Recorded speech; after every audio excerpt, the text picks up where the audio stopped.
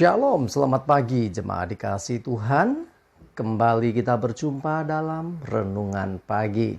Mari pagi hari ini kembali saya mengajak kita semua untuk kita merenungkan firman Tuhan. Supaya dengan melalui firman-Nya, hidup kita akan terus dibangun. Dan kita pun akan semakin bertumbuh, terus diteguhkan dan dikuatkan dalam iman dan pengharapan. Sebab firman Tuhan adalah kebenaran yang memerdekakan hidup kita, yang menjadi sumber kekuatan kita, menjadi pedoman dan penolong bagi kita. Firman Tuhan juga yang akan terus menuntun kita dan menerangi setiap langkah hidup kita. Mari jemaat dikasihi Tuhan, sebelum kita merenungkan firman Tuhan pagi hari ini, kita akan berdoa minta pimpinan Tuhan terlebih dahulu. Bapa di surga, kembali kami datang ke hadirat-Mu. Kami menaikkan segala puji dan hormat dan syukur atas segala kebaikan Tuhan dalam hidup kami. Atas begitu besar kasih setia-Mu, begitu besar rahmat dan anugerah-Mu, berkat dan kemurahan-Mu, perlindungan Tuhan, penyertaan Tuhan, pertolongan dan bahkan juga pemeliharaan Tuhan atas seluruh hidup kami. Terima kasih ya Tuhan. Dan pagi hari ini kembali kami merenungkan firman-Mu. Mari Tuhan Kau yang singkapkan dan nyatakan kebenaran firman-Mu. Dan Roh Kudus urapilah kami semua ya Tuhan. Sehingga kami bisa mengerti, menangkap dan juga menghidupi dan melakukan kebenaran firman-Mu dalam hidup kami. Terima kasih ya Tuhan. Dalam nama Tuhan Yesus kami bersyukur dan berdoa. Amin. Mari jemaat dikasihi Tuhan, kita akan buka Alkitab kita. Renungan pagi hari ini saya ambilkan dari Kisah Para Rasul 13 ayat 22. Saya bacakan. Setelah Saul disingkirkan, Allah mengangkat Daud menjadi raja mereka. Tentang Daud, Allah telah menyatakan bahwa, tentang Daud Allah telah menyatakan, aku telah mendapat Daud bin Isai, seorang yang berkenan di hatiku dan yang melakukan segala kehendakku. Jemaat dikasihi Tuhan.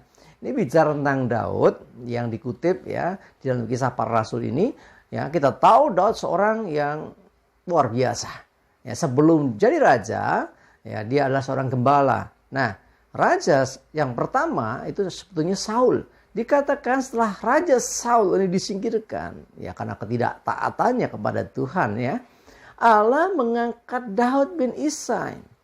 Siapa Daud? Seorang gembala, seorang yang tidak diperhitungkan pada mulanya. Tapi perhatikan di sini, Allah telah menyatakan bahwa ia telah mendapati Daud bin Isai seorang yang berkenan di hati Tuhan.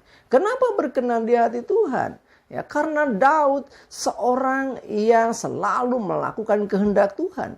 Daud dalam waktu-waktu di hidupnya, bahkan pada waktu dia belum jadi raja, masih jadi gembala, dia selalu memuji-muji Tuhan. Dia selalu memberi waktu untuk dia berinteraksi dengan Tuhan.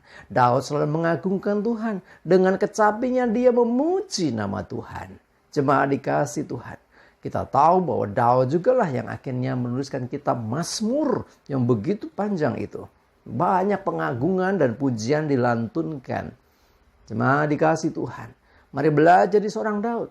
Seorang yang tidak diperhitungkan. Kalau kita baca kisahnya, ya, itu pada waktu sebelum diangkat jadi raja, saudara-saudaranya berkumpul. Ketika Samuel datang ke rumah orang tuanya, Daud tidak ada di sana. Di mana? Masih mengembalakan kambing domba. Artinya dalam hitungan manusia, Daud tidak masuk hitungan. Ya, sehingga ketika ada nabi Tuhan datang yang harusnya semuanya ngumpul, si Daud tidak diundang. Daud masih mengembalakan kambing domba. Tetapi kita tahu justru ya, yang tidak diundang inilah yang dipilih Tuhan. Saudara-saudaranya yang punya perawakan mungkin lebih tegap, lebih meyakinkan ya, mungkin karena penampilan fisiknya lebih oke gitu ya. Tetapi itu semua tidak dipilih Tuhan. Yang dipilih Tuhan seorang Daud yang masih kemerah-merahan dikatakannya, yang ya sederhana. Tetapi perhatikan, bukan hanya di situ ya. Kita tahu Daud ini seorang yang begitu dekat dengan Tuhan. Sehingga ketika dipilih jadi raja pun akhirnya raja yang luar biasa. Dalam perjalanan hidupnya sebagai raja, dia salah satu raja yang berhasil. Raja yang disertai, raja yang diberkati Tuhan. Sepanjang hidupnya selalu berusaha menyenangkan hati Tuhan. Karena itulah dikatakan bahwa dia berkenan di hati Tuhan. Orang yang berkenan di hati Tuhan adalah orang yang selalu dekat dengan Tuhan, yang selalu memuliakan Tuhan dan melakukan segala kehendak Tuhan. Ya, tidak ada istilahnya balilo, tidak ada istilahnya protes. Daud selalu melakukan apa yang jadi kehendak Tuhan. Bahkan kita tahu Daud pernah jatuh dosa. Ketika ditegur pun Daud tidak memberontak. Daud merendahkan diri di hadapan Tuhan. Itulah kenapa akhirnya Daud dikatakan seorang yang berkenan di hati Tuhan. Dia punya hubungan pribadi dengan Tuhan yang sangat-sangat dekat. Hubungan pribadi terbukti melalui dia sering memuji Tuhan, menyembah Tuhan. Saya percaya dia juga bersembahyang kepada Tuhan. Nah, dengan demikian maka dia mengerti apa yang dikehendaki Tuhan dan apa yang dia kerjakan selalu mengikuti petunjuk Tuhan, sehingga Tuhan menyertai dia, Tuhan memberkati dia dan membuat Daud menjadi raja yang berhasil di dalam tugasnya, di dalam panggilannya. Jemaat dikasih Tuhan, mari belajar dari seorang Daud. Ya, tidak usah muluk-muluk, mulailah hubungan pribadi dengan Tuhan. Ya, tidak usah membayangkan wah yang besar-besar, mulai dari perkara kecil, beri waktu dengan Tuhan, disiplin dengan Tuhan. Seringkali kita ini ya meremehkan perkara-perkara kecil, tapi justru yang kecil ini ketika kita setia, Tuhan akan percayakan perkara yang lebih besar. Daud gembala, cuman mungkin sambil santai memuji-muji Tuhan, dan itu diperhitungkan Tuhan.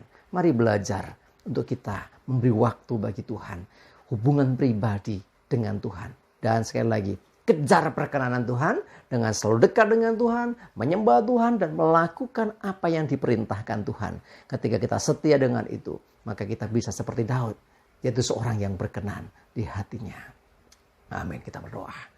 Tuhan, terima kasih kami belajar dari seorang Daud Tuhan dalam kesederhanaannya.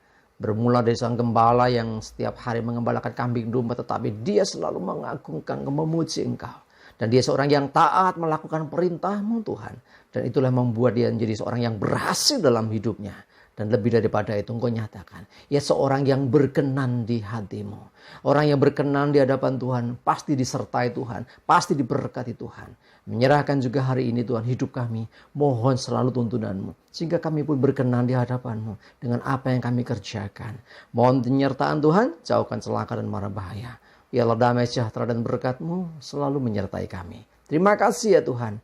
Hanya dalam nama Tuhan Yesus Kristus kami bersyukur dan berdoa. Amin.